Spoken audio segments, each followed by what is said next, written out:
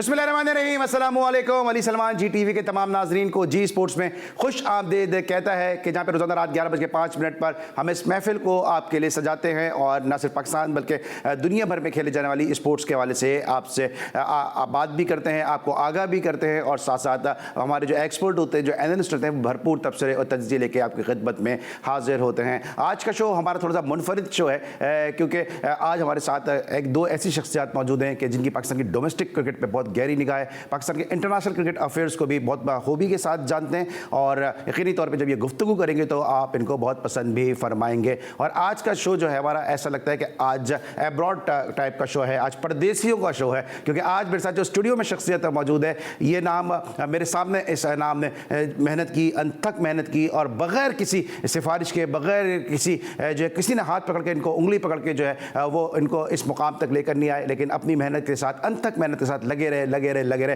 और बिलाखिर इन्होंने वो मंजिल हासिल कर ली कि जिस पे ये आना चाहते थे। लेकिन अभी इश्क के इम्तिहां और भी हैं। पाकिस्तान में जब डोमेस्टिक क्रिकेट की बात होती है तो चंद ही नाम सामने आते हैं। एक नाम खालिद अहद खान साहब आज हम में नहीं रहे, अल्लाह ताला उनकी मग़फ़िरत फरमाए। लेकिन अब जो चंद चीदा लोग हैं, डोमेस्टिक क्रिकेट को फॉलो करते हैं, ग्राउंड्स पर जाते हैं, क्रिकेट को कवर करते हैं, उनमें ये नाम जो है लाहौर में, कराची में, हर जगह जाना जाता है। अपने ट्वीट के ज़रिए डोमेस्टिक क्रिकेटर से जो है सबको बाखबर रखते हैं और अब माशाल्लाह स्टैट्स के हवाले से भी काफ़ी काम कर रहे हैं और स्टैटिशियन भी बड़े ज़बरदस्त बनते नज़र आ रहे हैं। मेरे साथ मौजूद हैं हम सबके पसंदीदा लाहौर से आए हुए हमारे नौजवान साथी फरहान निसार साहब। फरहान, आपको हम शो में खुश आमदीद कहते हैं। जी, बहुत शुक्रिया अली। और आपने जो इंट्रो करवाया इतनी शायद तारीफ़ के काबिल नहीं था, लेकिन आपका बहुत शुक्रिया कि आपने बुलाया और इतनी इज्जत दी। नहीं, लेकिन फरहान निसार को जो लोग जानते हैं कि डोमेस्टिक क्रिकेट के हवाले से जब बात होगी तो जो चंद नाम फिंगर टिप्स पे आएंगे उसमें एक नाम जो है वो फरहान निसार का भी होगा। और मेरे साथ जो दूसरी शख्सियत मौजूद हैं बज़रिया वीडियो लिंक, इनको आप हमारे शोज़ में भी देखते हैं। पाकिस्तान में जब क्वालिफाइड कोचेज़ की बात होती है तो इनका नाम भी उन चंद कोचेज़ में आता है कि जो क्वालिफाइड कोचेज़ हैं और साथ साथ बड़ी ज़बरदस्त गुफ्तगू करते हैं। अक्सर हमारे साथ कमेंट्री बॉक्स में भी मौजूद होते हैं। इनकी कंपनी को हम एंजॉय भी बहुत करते हैं। मेरे साथ मौजूद हैं पाकिस्तान के mini test cricketer Haris Ahmed Khan साहब। अस्सलाम वालेकुम हारिस भाई। वालेकुम अस्सलाम अली, जज़ाकल्लाह खैर और बहुत शुक्रिया। सर, आपको बहुत मिस कर रहे हैं पाकिस्तान में और आपसे गुफ्तगू करेंगे पाकिस्तान क्रिकेट के हवाले से, लेकिन सबसे पहले आज की टॉप स्टोरीज। पाकिस्तान और बांग्लादेश के दरमियान टेस्ट सीरीज का कल से आगाज। दोनों टीमों का पहले टेस्ट के लिए स्क्वाड का ऐलान। बांग्लादेश को होम ग्राउंड पर आसान नहीं ले सकते। टेस्ट सीरीज में बैटिंग कोच की कमी भी महसूस कर रहे हैं कौमी कप्तान बाबर आजम। बिल्कुल कमी महसूस होती है, लेकिन शॉर्ट टाइम था और मेरे ख्याल से होना चाहिए था, लेकिन ये डिसीजन पीसीबी का है। मिसबाहुल हक ने मुस्तकबिल में कौमी टीम की कोचिंग से इनकार कर दिया। साबिक हेड कोच का कहना था कि अगर पीसीबी कोच के लिए इश्तिहार देगा तो मेरा अप्लाई करने का कोई इरादा नहीं है। पीसीबी की नई मैनेजमेंट के साथ कोई राबता नहीं हुआ। इज्जत के साथ कौमी टीम में वापसी चाहता हूँ, खुद से रिटायरमेंट वापस नहीं लूंगा। Fast bowler Mohammad Amir. आप किसी के पाँव नहीं पड़ सकते। आप अपनी सेल्फ रिस्पेक्ट के लिए खेलते हो, आप अपनी परफॉर्मेंस के साथ खेलते हो। अब घर का बंदा जब आपको कह रहा है कि मैंने घर में घुसने नहीं देना, तो बार बार जाके दरवाजा नॉक करने की आई डोंट थिंक सो की जरूरत भी है। एशिया कप और अंडर 19 वर्ल्ड कप की तैयारी के लिए जूनियर सिलेक्शन कमेटी ने 21 खिलाड़ियों को लाहौर में कैंप के लिए मदऊ कर लिया। National disable T20 cricket championship की सेमीफाइनल लाइनअप मुकम्मल। कराची, भावलपुर, पेशावर और इस्लामाबाद ने टॉप 4 में जगह बना ली। पाकिस्तानी प्रोफेशनल बॉक्सर मोहम्मद वसीम कल कोलंबिया के बॉक्सर रॉबर्ट ब्रारा के खिलाफ रिंग में उतरेंगे। पहली commissioner DI Khan tour Waziristan cycle race 28 से 30 नवंबर तक मुनक़िद होगी। 3 मरहलों में होने वाली ये साइकिल रेस मजमूई तौर पर 189 किलोमीटर के ट्रैक पर मुश्तमिल होगी। जी नाज़रीन, आपने आज की टॉप स्टोरीज देखी और अब स्ट्रेट अवे बात करेंगे अपने डोमेस्टिक गुरु फरहान निसार साहब से और जानेंगे पाकिस्तान बांग्लादेश सीरीज़ के हवाले से कि पाकिस्तान और बांग्लादेश के दरमियान जो सीरीज़ हो रही है इसमें पाकिस्तान को किस हद तक एडवांटेज हासिल है। फरहान, ऑन पेपर हमारी टीम काफ़ी मजबूत है। शाकिब भी जो है वो इंजर्ड हो गए हैं, साथ साथ अब जो है वो महमूदुल्लाह भी, वैसे भी वो शॉर्टर वर्जन में ही खेलते थे, वो भी नहीं है। क्या लगता है आपको सीरीज़ में पाकिस्तान को कितना एज हासिल है? देखिए, एज बिल्कुल हासिल है पाकिस्तान को और साइकोलॉजिकल इफ़ेक्ट भी होगा। T20 सीरीज़ जो पाकिस्तान ने जीती, अगरचा कि वो दूसरा एक फॉर्मेट था, लेकिन पाकिस्तानी टीम को हर लिहाज से बर्तरी हासिल है बांग्लादेश पर, और कभी भी ऐसा नहीं हुआ स्वाए वो मुल्तान टेस्ट के कि बांग्लादेश ने हमें टफ टाइम दिया। और टेस्ट क्रिकेट में तो पाकिस्तान बिल्कुल फेवरेट है, और जो कंडीशंस हैं वो भी पाकिस्तान के लिए काफ़ी साजगार हैं वहाँ पे। ऑलराइट, हारिस भाई भी हमारे साथ मौजूद हैं। हारिस भाई, जिस तरह फरहान ने भी कहा कि पाकिस्तान को एक एज हासिल है, और मां सिवाय मुल्तान टेस्ट के पाकिस्तान को कभी भी स्ट्रगल नहीं करनी पड़ी अगेंस्ट बांग्लादेश, आपको क्या लगता है कि अपनी कंडीशंस पे, अपनी सॉइल्स पर क्या बांग्लादेश एक टफ अपोनेंट साबित होगा? देखिए अली, जो बात आपने की है और स्टैट्स की अगर हम बात कर लें तो पाकिस्तान ने अभी तक जो है वो 10 टेस्ट मैच खेले हैं, जिसमें से 9 जीते हैं और 1 ड्रॉ हुआ है। तो इससे तो बड़ी अहम हो जाती है बात कि पाकिस्तान का पल्ला हमेशा से भारी रहा है। और अभी जो पाकिस्तान की जो आपने T20 में परफॉर्मेंस देखी है वो माशाल्लाह बहुत अच्छी रही है, लेकिन ये बिल्कुल ही टोटली डिफरेंट फॉर्मेट है। असल क्रिकेट जो है वो यही है, टेस्ट क्रिकेट, और क्रिकेट का इम्तिहान भी आपका इसी से ही होता है मेरी नज़र में। बहरहाल जो बातें सामने आ रही हैं, जो कि जिक्र किया कि उनके 3 मेन प्लेयर जो है अवेलेबल नहीं होंगे बांग्लादेश को, जो कि 3 ही हैं, जिसमें तमीम इकबाल का जो अंगूठा जख्मी है, और आपका महमूदुल्लाह ने जैसे रिटायरमेंट अनाउंस कर दी है टेस्ट क्रिकेट में, और उनका शाकिब को भी जो है ग्रोइन इंजरी है जिसकी वजह से वो नहीं खेल सकेगा। तो 3 बड़े मेन प्लेयर हैं इनके जो कि नहीं खेल रहे। और वैसे ही जो है अब आप देखें कि अगर प्रीवियस सीरीज देखें वेस्ट इंडीज के खिलाफ बांग्लादेश की, तो हमें पता लगा कि वेस्ट इंडीज ने जिस तरह से आखिरी दिन 350 रन का जो टारगेट था वो भी चेस किया इनके खिलाफ। तो बहुत मुश्किल होगा, इस वक्त पाकिस्तान का पल्ला काफी भारी लगता है। ठीक है, एज ए स्पिनर आपको क्या लगता है कि यहाँ पे स्पिन ट्रैक होंगे और पाकिस्तान को क्या वो अपने स्पिनर्स के जाल में फंसाने की कोशिश करेंगे? क्योंकि अब तक हमने देखा है कि जो विकेट्स हैं वो बड़ी स्पिनिंग विकेट है, लेकिन उसको लेके बांग्लादेश में तनकीद भी काफ़ी हुई है। देखो, जहाँ तक ये ज़हूर अहमद स्टेडियम का ताल्लुक है, इसमें यही है कि ये स्पिनिंग ट्रैक होता है। यहाँ पर स्पिनर्स को ज़्यादा साजगार होती है ये बनिस्बत फास्ट बॉलर के, लेकिन इसमें वेयर एंड टेयर जो है बहुत कम देखा गया, जो कि मैं स्टैट्स पढ़ रहा था पिच के भी बारे में।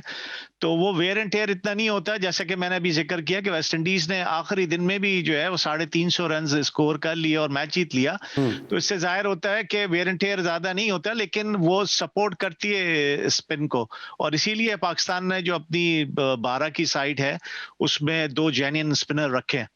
ऑलराइट, फरहान, आपको लगता है जिस तरह भी हारिस भाई भी कह रहे हैं और ख़ुद आप इस बात का तस्करा कर रहे थे कि बांग्लादेश को पाकिस्तान के सामने स्ट्रगल ही करनी पड़ी है, जिस तरह भी हारिस भाई भी बता रहे हैं और हम सब जानते हैं कि पाकिस्तान ने 9 टेस्ट मैचेस भी जीते हैं, क्या पाकिस्तान की तरफ से कोई डेब्यू होता नज़र आ रहा है आपको?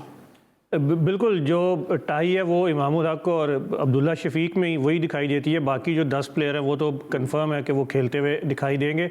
तो मुझे ये फील एक आ रही है कि यहाँ पर अब्दुल्ला शफीक का जो डेब्यू है वो होता हुआ दिखाई देगा। काफ़ी अरसे से पाकिस्तानी टीम के साथ है, उन्हें कैरी किया जा रहा है। स्टेट बैंक ग्राउंड पर हम सुबह मौजूद थे तो वहीं पर इनका डेब्यू हुआ था फर्स्ट क्लास का, और दोनों इनिंग्स में सेंचुरीज की थी, और बड़े अच्छे बैट्समैन हैं। तनकीद भी उन पर होती है कि उन्हें क्यों नहीं खिलाया जा रहा है या एक फर्स्ट क्लास के बाद डेब्यू करवाया जा रहा है, लेकिन जो उनका टेम्परामेंट है, जो प्लेइंग स्टाइल है, जो उनमें जो सलाहियतें हैं, उस पर यकीनन इनका ये डेब्यू होना चाहिए। और आप तो मुल्तान सुल्तान के साथ रहे और हमने एक मैच कवर किया तो देखा इनका स्ट्रेट ड्राइव बड़ा अच्छा है, सीधे बल्ले के साथ बहुत अच्छा खेलते हैं, तो इस किस्म के ट्रैक्स पे ज़्यादा कामयाब हो सकते हैं। जी हाँ, बिल्कुल, क्योंकि मेरा ख़ुद भी सियालकोट से ताल्लुक़ है, तो मैं इनको बचपन में भी खेलता हुआ देखा है अब्दुल्ला शफीक को, और बैटिंग का बहुत ज़्यादा इन्हें शौक़ है कि ये नेट से बाहर नहीं आते और मुसलसल अपनी जो खामी है उस पर ये काम करते रहते हैं। तो मेरा ख्याल है कि बहुत अच्छा ये फ्यूचर प्रॉस्पेक्ट है पाकिस्तान के लिए, और अब वो वक्त आ गया है कि इन्हें हमें टेस्ट क्रिकेट में उतारना चाहिए कि बजाय कि इन्हें हम टीम के साथ कैरी जो है वो साथ करें। ऑलराइट, हमारी गुफ्तगू का सिलसिला जारी है, लेकिन पाकिस्तानी कप्तान बाबर आजम ने भी मीडिया से गुफ्तगू की है और उन्होंने अपनी इस गुफ्तगू में क्या कहा, आइए पहले वो सुनते हैं। काफी इंपॉर्टेंट सीरीज है, टेस्ट मैच हमेशा इंपॉर्टेंट होता है और टेस्ट होता है। बिल्कुल जिस तरह कल से हमारा टेस्ट मैच स्टार्ट है और टाइम भी कम था, लेकिन मेरे ख्याल से हमारे जो टेस्ट प्लेयर्स आए हैं पाकिस्तान से वो सीजन खेलते आ रहे हैं, और हम जो यहाँ पे हमने जितना आज का दिन और कल का दिन हमने यूटिलाइज किया है, और क्योंकि टाइम शॉर्ट है तो जितना जल्दी हम स्विच करेंगे उतना हमारे लिए अच्छा, और इंशाल्लाह जो मोमेंटम मिला हुआ है उसको ही हम कंटिन्यू करेंगे। बिल्कुल कमी महसूस होती है, लेकिन शॉर्ट टाइम था और मेरे ख्याल से होना चाहिए था, लेकिन ये डिसीजन पीसीबी का है। उनका होम वेन्यू है और होम कंडीशंस हैं, और उनको आप कभी भी किसी भी टाइम पे इजी नहीं ले सकते, किसी भी टीम को आप इजी नहीं ले सकते कि उनकी अगर पूरी टीम नहीं है, यंग लड़के हैं, तो मेरे ख्याल से वो सारा जितनी भी क्रिकेट है वो अपनी इन कंडीशंस में खेले हैं। और मेरे ख्याल से कंडीशंस का फर्क है, इतना कोई नहीं है। टेस्ट मैच में आपको पेशेंस चाहिए, और जितना आप अपने आप में पेशेंस रखेंगे, काम रखेंगे अपने आप को, और अच्छे डिसीजन लेंगे, तो मेरे ख्याल से रिजल्ट आपके हक में होंगे।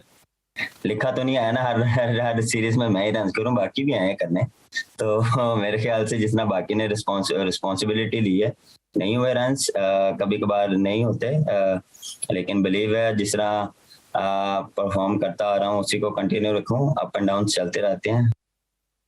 जी नाज़रीन, आपने कप्तान बाबर आजम की गुफ्तगू सुनी। उन्होंने इस अपनी गुफ्तगू में 2-3 बड़ी इंपॉर्टेंट बातें की हैं। उन्होंने कहा कि ये जो सीरीज़ है वो टफ होगी, बांग्लादेश टफ फाइट दे सकती है, ये तो बतौर कप्तान उनको कहना बनता ही था। साथ साथ उन्होंने ये भी कहा कि बैटिंग कोच की कमी महसूस हो रही है और कहीं से लिखा नहीं आ रहा कि मैं ही हर सीरीज़ में रन करूँ, बाकी लोगों को भी रिस्पॉन्सिबिलिटी लेनी पड़ेगी। तो एक बड़ा clear sound and clear message दे दिया है बाबर आजम ने अपनी टीम के बैट्समैन को कि आपको भी अब रन करने होंगे, एक ही बंदे पर जो है वो सारा मलबा नहीं डालना होगा। हारिस भाई हमारे साथ मौजूद हैं बजरिया वीडियो लिंक। हारिस भाई, बैटिंग कोच की कमी महसूस होगी, ये कहना है बाबर आजम का, लेकिन इससे पहले हमने सुना था शादाब खान ने एक दफा कहा था कि यूनुस खान के में कोई कमी महसूस नहीं हो रही, जैसे मामला चल रहे हैं वैसे ही चल रहे हैं। लेकिन शादाब बैट्समैन तो है नहीं कि आप उसकी बात को इतना वो देख सकें कि वजन दे सकें। ये तो जैसा कि बाबर ने कहा, क्योंकि वो प्योर बैट्समैन है और वर्ल्ड क्लास बैट्समैन है, तो उसने किसी चीज़ की कमी महसूस की होगी कि मुश्किल सूरत हाल पे इसको किस तरह से ओवरकम करना चाहिए। तो वो आपको एक प्रोफेशनल जो है बैट्समैन और क्वालिफाइड कोच, जो बैटिंग कोच होगा, वही आपको गाइड कर सकेगा कि किस तरह से इस चीज़ को, इस सिचुएशन को या कोई भी चीज़ को रेक्टिफाई कराना है, तो उसको उसका मेथड क्या होगा। तो वो बहुत ज़रूरी है कि बैटिंग कंसल्टेंट आपके टीम में हो, और जैसा कि आपने देखा कि दुनिया की तमाम टीमों के पास जो है ये बैटिंग कंसल्टेंट होते हैं, तो पाकिस्तान टीम के पास भी होना चाहिए। और यकीनन रमीज को इस बात का एहसास होगा। क्या वजह समझते हैं कि बैटिंग कंसल्टेंट क्यों नहीं है? ठीक है, अगर मैथ्यू हेडन अपनी मसरूफियत की वजह से टीम के साथ नहीं थे, तो हमने देखा कि जब कद्दाफी में मैचेस हो रहे थे तो एक बिल्कुल कॉर्नर पे मोहम्मद यूसुफ बैट्समैन को एनालाइज कर रहे थे। अगर यहाँ पे हेडन मौजूद नहीं है, यूनुस अवेलेबल नहीं है, जो बोर्ड के साथ नहीं है, तो फिर यूसुफ को हम क्यों नहीं भेज सकते थे वहाँ पे? क्योंकि यूसुफ ने वहाँ तो अच्छी परफॉर्म किया हुआ है वहाँ पे पहले। देखें, एक बात बिल्कुल क्लियर कर लें आप लोग अपने माइंड में कि जो क्वालिफाइड पर्सन, क्रिकेट खेलनी एक बहुत ही अच्छी चीज़ है, क्रिकेट का एक्सपीरियंस होना बहुत ही अच्छी बात है। उसके साथ साथ अगर आपके पास क्रिकेट कोचिंग की क्वालिफिकेशन है तो वो सोने पे सुहागे का काम करती है, कि वो कहते हैं ना कि आइसिंग ऑन द केक। तो मेरा सिर्फ कहने का मतलब ये है कि अगर आपके पास क्वालिफाइड लोग होंगे एक्सपीरियंस के साथ, तो वो ज़्यादा जो है ना काम आ सकते हैं, और जो लड़कों को मुश्किलात है तो उसको हैंडल कर सकते हैं। जहां तक आपने मोहम्मद यूसुफ की बात की, बहुत बड़ा नाम पाकिस्तान का और बड़ा जबरदस्त बैट्समैन, उसके लिए उसने वंडर्स किए पाकिस्तान के लिए। मिसबा के लिए देखें, मिसबा ने कोचिंग का असाइनमेंट्स नहीं किए, कोचिंग कोर्सेज नहीं किए थे, जिसकी वजह से उसके बारे में भी कहा गया कि जी उसको इनएक्सपीरियंस है। क्रिकेट तो उसने खेली है, क्रिकेट का एक्सपीरियंस है, अपने एक्सपीरियंस को शेयर कर सकता है वो, लेकिन किस तरह से हैंडल करना है सिचुएशन को, अगर वो रेक्टिफिकेशन मेथड होगा तो रेक्टिफिकेशन मेथड वो किस तरह से होगा, उसकी जो है प्रोसेस कैसे कराएंगे, तो ये सारी चीजें जो है वो एक क्वालिफाइड कोच ही समझा सकेगा बनिस्बत एक एक्सपीरियंस क्रिकेटर जो कि अपना एक्सपीरियंस शेयर कर सके। तो बहुत जरूरी है कि आप जो है एक क्वालिफाइड बैटिंग कोच लेके आए, और यूनुस ने मेरे ख्याल से लेवल 2 किया हुआ है। क्या कहेंगे ये कि यूसुफ को क्या हम भेज सकते थे? जी हाँ, बिल्कुल। जैसे हमने लाहौर में मैचेस देखे तो वो तमाम दिन जो 16 दिन में 20 दिन जो मैचेस हुए वहाँ पे, तो वो 20 दिन वहाँ पर मौजूद होते थे। और फिर उसके अलावा जब लंच ब्रेक्स होती थी अली, तो वो भी नेट्स पे जो रिज़र्व प्लेयर्स होते थे, तो वो बहुत ज़्यादा काम करते हुए दिखाई दे रहे हैं मोहम्मद यूसुफ। इनकी बात हारिस खान साहब की बिल्कुल दुरुस्त है, क्योंकि ये क्वालिफाइड कोच हैं और पाकिस्तान कस्टम्स ने क्वालिफाइड कोचेज़ दिए हैं पाकिस्तान, बहुत बड़े बड़े नाम दिए। बिल्कुल। तो ये अब एक ये बहस है क्वालिफाइड कोचेज़ की। और अब जैसे कि अब मॉडर्न डे क्रिकेट है, इसमें आपको क्वालिफाइड कोचेस चाहिए और हर फील्ड के स्पेशलिस्ट जो हैं वो चाहिए, कि ये नहीं है कि एक ही हेड कोच है तो वो फील्डिंग भी करवा रहा है, बॉलिंग भी, बैटिंग भी करवा रहा है। तो मेरा ख्याल है कि यहाँ पर जो बैटिंग कोच जो बात की है बाबर आजम ने, वो ज़रूरी था, लेकिन मेरा ख्याल है मंसूर राना मौजूद है वहाँ पर, मैनेजर है टीम के, आपको लेकिन दे सकते थे डबल रोल, बड़ा ज़बरदस्त डोमेस्टिक के प्लेयर हैं। बिल्कुल, और डोमेस्टिक क्रिकेट में बहुत ज़्यादा उन्होंने रन्स किए हैं और स्पिन को खेलने का बड़ा माहिर समझा जाता था मंसूर राना को, जो उनके प्लेइंग डेज थे, और बड़े अच्छे वो फर्स्ट क्लास के प्लेयर थे। तो मेरा ख्याल है कि वो कहीं ना कहीं हेल्प कर रहे होंगे, और ये वही लॉट है जो अंडर 19 में जब मंसूर राना कोच थे तो ये ऑलमोस्ट वही प्लेयर्स हैं जो अंडर 19 में इनके हाथों से होके पाकिस्तानी टीम तक आए हैं। बिल्कुल फरहान निसार ने सही कहा, क्योंकि जो रमीज़ राजा साहब, जब लैरी पॉटर के अंडर 19 टीम आई थी तो रमीज़ राजा साहब कप्तान थे, हारिस अहमद खान साहब और मंसूर राना जिनका तस्करा कर रहे हैं फरहान निसार, ये दोनों उस अंडर 19 टीम के रुकन थे, और शायद उस टीम से 2-3 ही ऐसे बदकिस्मत प्लेयर थे, हारिस खान, मंसूर राना या उमर रशीद, जो टेस्ट क्रिकेट नहीं खेले, वरना बहुत ही ज़बरदस्त एक पूल था इन प्लेयर्स का कि जो उस वक्त रमीज़ राजा साहब की क़यादत में लैरी पॉटर के अंडर 19 टीम के खिलाफ खेला था। कोचिंग की बात की इन्होंने मंसूर राना की, तो जब पाकिस्तान ने वर्ल्ड कप जीता और उसके बाद फिर इमाद वसीम की क़यादत में नहीं जीत सका पाकिस्तान वर्ल्ड कप, सरफराज की क़यादत में जीता, तो उस वक्त भी मंसूर राना कोच थे पाकिस्तान अंडर 19 के, और जब इमाद वसीम कप्तान मैंने हैट्रिक नहीं हो सकी थी उस वक्त भी मंसूर राना कोच थे। तो बिल्कुल सही कहा कि उनकी सलाहियतों से इस्तेफादा हासिल किया जा सकता है, उनको एज ए बैटिंग कंसल्टेंट यहाँ पे हम यूज़ कर सकते थे अगर हमारे पास कोई बैटिंग कंसल्टेंट नहीं था। इस वक्त हम लेंगे ब्रेक, लेकिन जब ब्रेक के बाद वापस आएंगे तो आपको बताएंगे कि मिसबा बड़े मायूस हो गए जनाब पाकिस्तान क्रिकेट बोर्ड से, और उनका ये कहना है कि अगर उनको ऑफर भी हुई तो शायद वो दोबारा क्रिकेट बोर्ड में ना आए। इस पर बात करेंगे एक छोटे से ब्रेक के बाद।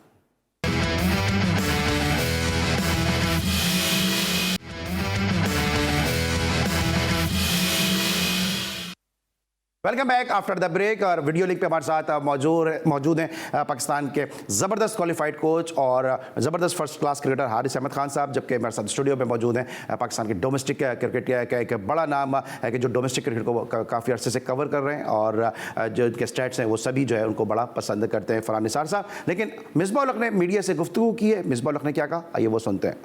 स्कोर कार्ड्स देखे हैं, लंबे लंबे स्कोर हो रहे हैं और रिज़ल्ट नहीं आ रहे। हमारे ख्याल में उस चीज़ को थोड़ा सा ज़रूर देखना चाहिए कि अगर हमने कोकापुरा के बॉल लगाए हैं तो फिर थोड़ी सी पिचेस हम उस लिहाज से थोड़ी सी स्पोर्टिंग पिचिंग बनाएं, ऐसी पिच है कि जहाँ पे दोनों के लिए एडवांटेज हो। बहुत ज़्यादा मतलब पूरे दिन में एक आउट होना, वो जो एक बैलेंस है बैट एंड बॉल में, वो होना बहुत ज़रूरी है। और जहाँ तक क्लब क्रिकेट का ताल्लुक़ है, मेरे ख्याल में जो मैंने देखा है यहाँ पे सेंट्रल पंजाब में काफ़ी अच्छी डेवलपमेंट्स हुई हैं, और जिस तरीके से यहाँ स्कूल क्रिकेट भी हुई है, और अभी रिसेंटली 2 डे हो रहा है स्कूल का, फिर क्लब क्रिकेट हो रही है, तो यहाँ पे तो मुझे लगता है कि बहुत अच्छा काम हो रहा है। बाकी एसोसिएशंस में, बाकी प्रोविंसेस में मुझे नहीं लगता कि अभी तक ये चीज़ शुरू हुई है। अगर हो रही है तो I think that is very good.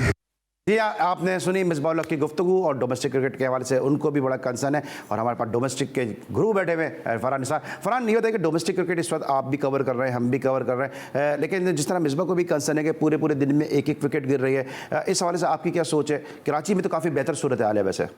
जी हाँ, बिल्कुल ये बात ठीक है, क्योंकि जो बैलेंस की बात कर रहे हैं कि पहले ड्यूक के बॉल्स थे, ग्रीन टॉप पिचेस थी, तो हमने अक्सर देखा कि 100 से कम पे, 150 पे 2-2 ढाई दिन में मैचेस ख़त्म होते रहे हैं। लेकिन अब ये है कि अब जो गेंद है और विकेटें बिल्कुल फ्लैट हैं, ये बात इनकी ठीक है। लेकिन जब आप पंजाब में देखते हैं, कज़ाफ़ी स्टेडियम की पिच देखते हैं, तो वहाँ पर हमें इसी तरह के मैचेस ही देखने को मिले हैं। और उसके अलावा मौसम का अली बहुत ज़्यादा इफ़ेक्ट था, फोग होती थी, ड्यू था, तो वो ओवर कंप्लीट नहीं होते थे। अभी कराची में ये दूसरा दिन है, तो 2-2 इनिंग्स ऑलमोस्ट कंप्लीट हो चुकी हैं। कल तो यूँ लगता है कि जो यूबीएल स्पोर्ट्स कॉम्प्लेक्स है वहाँ पर रिज़ल्ट भी आ जाएगा तीसरे दिन। तो कराची में बिल्कुल फ़र्क हमें दिखाई देगा, वही ये गेंद है, लेकिन कंडीशंस और पिचेस का फ़र्क है, तो उसकी वजह से मैचेस ज़्यादा अच्छे हो रहे हैं। जो पहले हमने पंजाब में देखे हैं उससे बेहतर मैचेस अब यहाँ पे हो रहे हैं। हर्ष भाई, आप क्या कहते हैं इस हवाले से कि डोमेस्टिक में इस दफ़ा रिजल्ट क्यों नहीं आए? क्योंकि जो आपकी जो डिपार्टमेंट था कस्टम, उसका बड़ा एक नर्सरी वाला रोल रहा है, और बड़े प्लेयर आपने कस्टम से दिए हैं, फिर कोचिंग में भी आप जाहिर सी बात इन्वॉल्व रहे, आप हुए, जलाल भाई हुए, तो आपको क्या लगता है कि क्यों रिजल्ट नहीं सामने आए? क्योंकि जिस तरह मौसम की बात की, ठीक है वो तो कंट्रोल नहीं कर सकते, लेकिन पिचेस का म्यार बेहतर कर सकते हैं, क्वालिटी क्रिकेट अच्छी कर सकते हैं। आपको क्या इसका रीज़न नज़र आता है? देखें, ये बात हमेशा से हुई है और अभी भी अब अफसोस के साथ कहना पड़ता है कि वो चीजें अभी भी बाकी हैं। सबको पता है कि जो है सर्दियों का टाइम क्या है, नवंबर दिसंबर में पाकिस्तान का अप कंट्री का वेदर कैसा होता है, फॉग होती है, हमेशा से हमने देखा है। तो क्या लोगों को जो इस चीज पे फाइज हैं उनको पता है कि मेट ऑफिस से जो है अब इतनी टेक्नोलॉजी इतनी एडवांस हो चुकी है कि आपको वेदर की फोरकास्ट के बारे में भी पता लग जाता है। तो पता है, तो फिर आप कराची में आके, कराची में माशाल्लाह काफी सारे ग्राउंड्स हैं और वहां मुख्तलिफ किस्म के ट्रैक्स हैं जिसमें जो है वो आप, जैसा कि अभी कहा गया कि ये शिकायत आ रही है कि जनाब बड़ी प्लास्टिक विकेट बनी हुई है और जो है एक ही बैट्समैन आउट होता है, पूरा पूरा दिन जो है वो बैट्समैन बारी लेते रहते हैं और पिद्दी लगती रहती है फील्डर्स की। तो इस चीज को तो बहुत पहले से देखना। देखें, जब तक कि आप अपनी डोमेस्टिक क्रिकेट में क्वालिटी पिचेस आप नहीं लेके आएंगे, बॉल की क्वालिटी को इम्प्रूव नहीं करेंगे, जैसा कि कहा गया कि जी ग्रेस की बॉल या ड्यूक की बॉल या फिर कुकुकबुरा, दोनों में डिफरेंस है और पिच के बिहेवियर में और सरफेस में भी फर्क होता है। कराची की पिचेस में और पंजाब की पिचेस में और पख्तूनख्वा की पिचेस में फर्क है। तो हर चीज का जो है सॉइल अलग है, पिचेस का बिहेवियर अलग है, वेदर अलग है। तो आपको ये चीजें देखनी पड़ती हैं। प्रोफेशनल लोग जो है हमेशा इस चीज को, इंग्लैंड में मैंने देखा कभी भी कोई मैच जो है कोई लेट शुरू हो या सीजन में ऊपर नीचे हो, कभी भी ऐसा नहीं होता। उनको पता है कि उनका वेदर कैसा होता है और क्या किस तरह से रखना है, सीजन को कैसे अनाउंस करना है। तो ये चीजें देखनी पड़ेंगी और रमीज आए और मैं उम्मीद करता हूं कि रमीज इन चीजों को जो है काफी अच्छी तरीके से हैंडल करेगा। और मैंने उसका सुना भी था कि जैसा कि पिच की जो बनाना हो रहा है, जो मेंटेनेंस ऑफ द पिच है और जो मेकिंग ऑफ द विकेट है, वो नहीं अप टू द स्टैंडर्ड। हमारे यहाँ जो है वो क्यूरेटर की बहुत कमी है ही नहीं। आप मुझे बताएं कि I am sorry to say, I am very sorry to say, जितने भी ग्राउंड्समैन हैं इनकी क्वालिफिकेशन जो है सॉइल के बारे में, मड के बारे में या ग्रास के बारे में क्या है। देखिए हारिस भाई, यहाँ पे एक सवाल यही पैदा होता है ना, ग्राउंडमैन आज के तो नहीं है, आप भी जब खेलते थे जब भी यही ग्राउंडमैन थे, मियादाद साहब जब खेलते थे जब भी यही ग्राउंडमैन थे। तो या अगर ये नहीं थे, सुन लेना सर, सवाल सुन लेना, अगर ये नहीं थे तो फिर इनके फादर थे, क्योंकि ये जो इल्म है ये तो सीना पसीना चल रहा है ना। ये देखें, बिल्कुल हर चीज की जो है प्रोग्रेशन होती है, जो है आप दुनिया कहां से कहां जा रही है तो आप सीखते हैं, दुनिया से सीखते हैं कि वहां पर क्या हो रहा है। अगर आप, हम लोग जो खेले, हम तो सीमेंट पे भी खेलते थे, सीमेंट पे हम लोग क्या सीमेंट पे टर्न नहीं करते थे बॉल, टर्न भी करते थे बॉल को। तो सारी चीजें पहले और आजकल के जो फर्क है, मैं बिल्कुल बजा और बरमला इजहार करूंगा कि आजकल के लड़कों में, बच्चों में और जो हमारे एरा के लोग थे उसमें स्किल का फर्क है, स्किल की थोड़ी कमी है। मैं मानता हूं कि जो है क्रिकेट बहुत ज्यादा इवॉल्व हो गई है, बहुत ज्यादा एडवांस हो गई है और इम्प्रोवाइजेशन बहुत ज्यादा चीजें आ गई हैं, लेकिन मैं जो समझता हूं कि वो स्किल की कमी है। वो क्यों कमी है? मैं बार बार एक बात कहता हूं कि जो आपका बैटिंग कोच था वर्ल्ड कप में, मैथ्यू हेडन, मैं जब हाई परफॉर्मेंस लेवल 2 करने गया ऑस्ट्रेलिया ब्रिस्बेन से, तो वहां जाके मैंने क्वींसलैंड के साथ प्रैक्टिस की। क्वींसलैंड बहुत बड़ी टीम है ऑस्ट्रेलिया की स्टेट क्रिकेट की। तो वहां बहुत सारे ऑस्ट्रेलियन के जो टेस्ट प्लेयर थे, जो मेन टीम के थे, वो सारे थे, मैंने उनके साथ प्रैक्टिस की। तो मैंने इसको देखा, ये प्रैक्टिस अपनी खत्म करने के बाद हेडन जो है वो एक स्पेसिफिक जगह पे बॉल जो है पिच करवा रहा था और उस स्पेसिफिक जगह पे पिच कराने के बाद उस बॉल को वो 6 जगह खेलने की कोशिश कर रहा था। तो मुझे उस वक्त वो बात समझ में नहीं आया। जब वो प्रैक्टिस खत्म करके वापस आया तो मैंने उससे पूछा कि भाई ये क्या, मेरी समझ में नहीं आया, बताएंगे? तो उसने एक तो बड़ा प्राउडली एक बात कही कि मैं तो ऑस्ट्रेलिया को रिप्रेजेंट करता हूँ, ये मेरे लिए बहुत बड़ी प्राइड है कि मैं ऑस्ट्रेलिया को रिप्रेजेंट करता हूँ। दूसरी बात ये कि T20 में और ODI में अगर बॉलर अच्छी गेंद कर रहा होगा तो क्या मैं रन्स नहीं बनाऊंगा? मुझे तो रन्स बनाने हैं। अगर मैंने ऑस्ट्रेलिया की टीम में रहना है बीइंग ए बैट्समैन, तो मुझे रन्स बनाने हैं। तो मैं बॉक डाउन नहीं होना चाहता। तो अगर अच्छी जगह पे बॉलर गेंद कर रहा है तो मेरे पास उसका कोई तोड़ होना चाहिए, उसका कोई जवाब होना चाहिए। तो ये अच्छी जगह पे गेंद जब गिर रही है तो मैं इसको कोशिश कर रहा हूं कि 5 और 6 जगह पे खेलूं और मुख्तलिफ जगह पे खेलूं ताकि जो है मैं अपनी स्किल को एनहांस कर सकूं। ऑलराइट, इसके लिए एनहांसमेंट की बात हो रही है तो मिसबाह उल हक से एक सवाल भी किया गया था कि जनाब अगर आपको वापस आने का मौका मिले तो क्या आप पीसीबी को रीज्वाइन करेंगे, उसका उन्होंने क्या जवाब दिया, इस पर भी हम बात करेंगे। साथ साथ मोहम्मद आमिर ने भी कुछ गुफ्तगू की अपने कमबैक के हवाले से, उन्होंने क्या कहा वो भी हम उसको डिस्कस करेंगे, लेकिन एक छोटे से ब्रेक के बाद।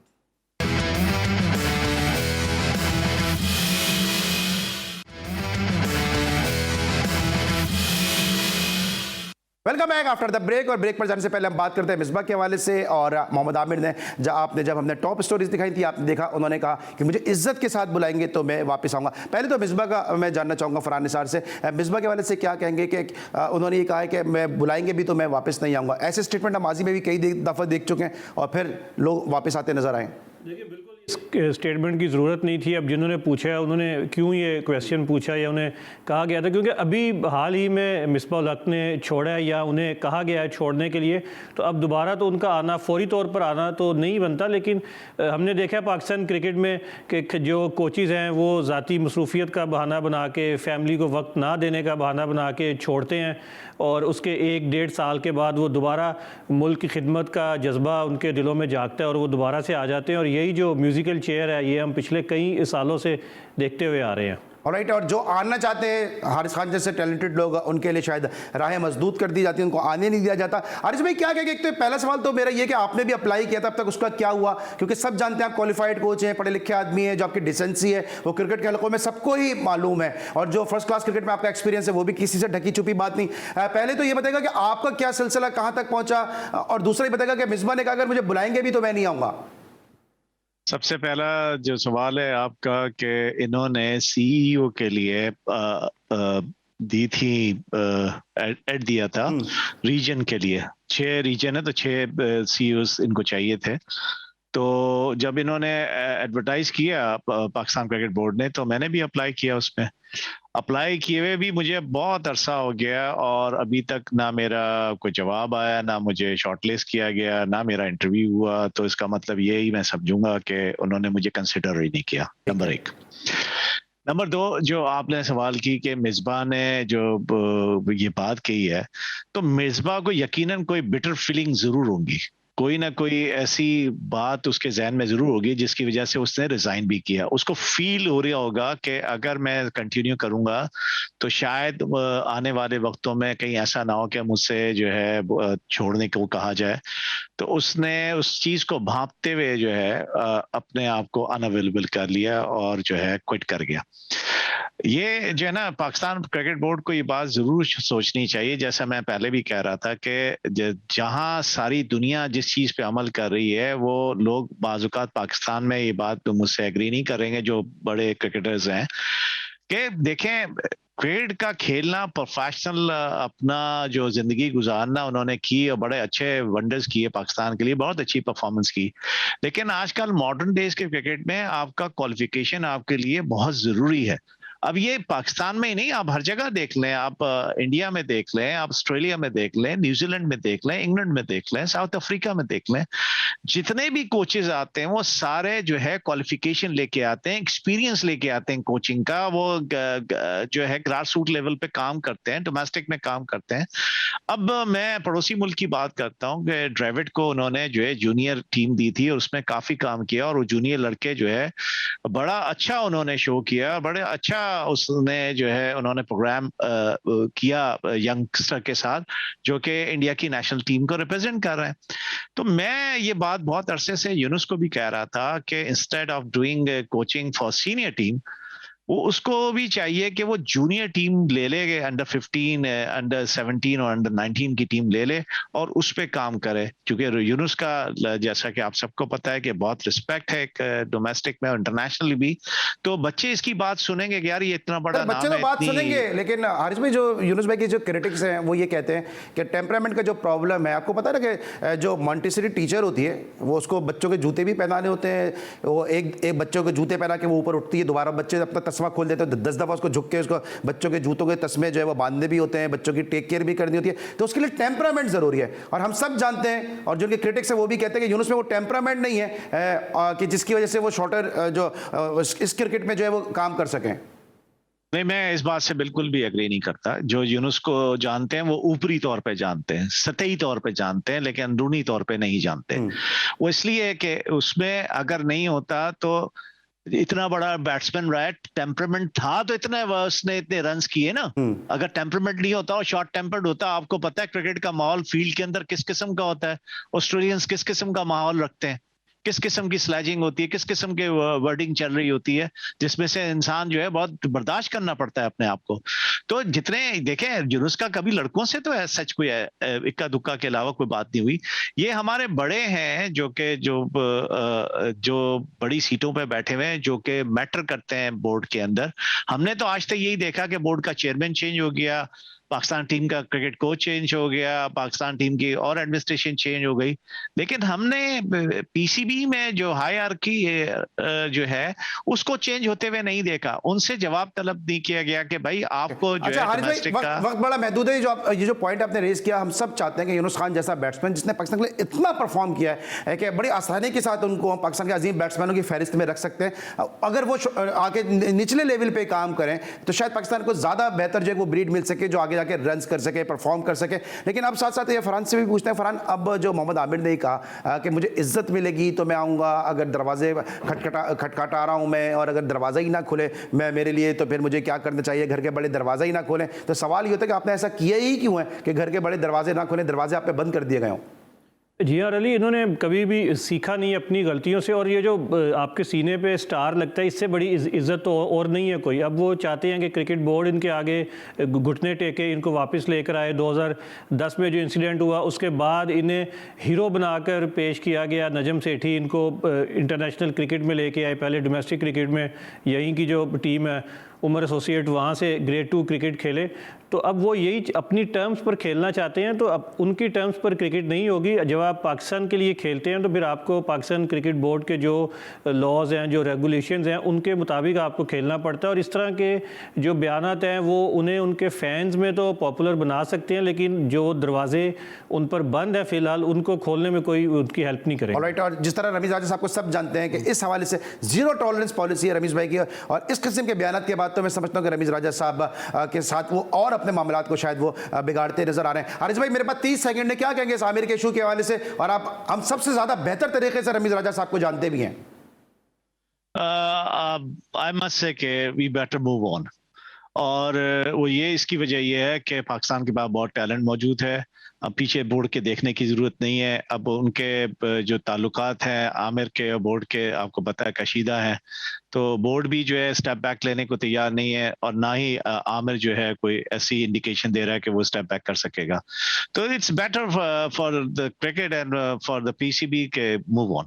और आज के लिए बस इतना ही। जाने से पहले आपका फरहान निसार बहुत बहुत शुक्रिया। हारिस अहमद खान साहब, आपका बहुत शुक्रिया कि आपने बजरिया वीडियो लिंक हमें इस प्रोग्राम में ज्वाइन किया। लेकिन आपको मालूम है कि हम जी स्पोर्ट्स में क्रिकेट के अलावा दीगर खेलों को भी डिस्कस करते हैं, और न सिर्फ कराची में खेले जाने वाले मैचेस के हवाले से बात करते हैं, बल्कि साथ साथ पाकिस्तान भर में जहाँ जहाँ जो भी स्पोर्ट्स की सरगर्मियाँ होती हैं उनको कोशिश करते हैं कि लाइमलाइट में लेकर आएँ। ऐसी एक स्पोर्ट्स की सरगर्मी का आगाज़ होने जा रहा है वजीरिस्तान में, कि जहाँ पर साइकिलिंग रेस होने वाली है। 28 नवंबर से इस रेस का आगाज़ होगा।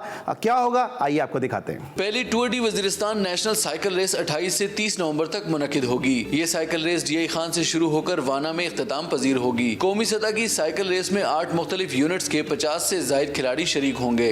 इसमें 4 सूबे हैं, इस्लामाबाद है, पाकिस्तान ऑर्डिनेंस सेक्रेटरी है, पाकिस्तान साइकिलिंग एकेडमी है, और गिलगित बल्तिस्तान है। ये 8 टीमें हमारे साथ इस वक्त शिरकत कर रही हैं। ऑलमोस्ट तकरीबन 50 खिलाड़ी इसमें होंगे। पहला मरहला डीए खान से शुरू होकर टांक में इख्तिताम पजीर होगा, जो 69 किलोमीटर पर मुश्तमिल है। 68 किलोमीटर पर मुश्तमिल दूसरे मरहले का आगाज टांक से होगा, जो गोमल जाम डैम पर इख्तिताम पजीर होगा। इसी तरह तीसरा और फाइनल मरहला 52 किलोमीटर पर मुश्तमिल होगा, जो गोमल जाम डैम से शुरू होकर वाना में इख्तिताम पजीर होगा। हम कैंपिंग पार्ट्स का भी कंसेप्ट लेकर आ रहे हैं, चूँकि पहले खैबर पख्तूनख्वा में बहुत सक्सेसफुली जा चुका है माशाल्लाह। तो अब हम इंशाल्लाह मल्टी एरियाज़ में भी इस कॉन्सेप्ट को लेकर आ रहे हैं। इसके अलावा हम डिफरेंट इवेंट्स भी कर रहे हैं। हमारा मकसद है कि वहाँ पर फुटफॉल क्रिएट किया जाए और टूरिज़्म को प्रमोट किया जाए। पहली tour de Waziristan cycle race का इनेकाद खैबर पख्तूनख्वा साइकिलिंग एसोसिएशन के ज़ेर इंतजाम होगा, जिसके लिए तकनीकी मावनत पाकिस्तान साइकिलिंग फेडरेशन फराहम कर रही है। कैमरामैन इशफाक हुसैन के साथ इमरान यूसुफजई, GTV न्यूज़, पेशावर। जी नाज़रीन, आपने साइकिल रेस के हवाले से रिपोर्ट देखी। आज के लिए बस इतना ही। अली सलमान को पूरी प्रोडक्शन टीम के साथ इजाज़त दीजिए। अपना बहुत ख्याल रखिए। अल्लाह हाफ़िज़।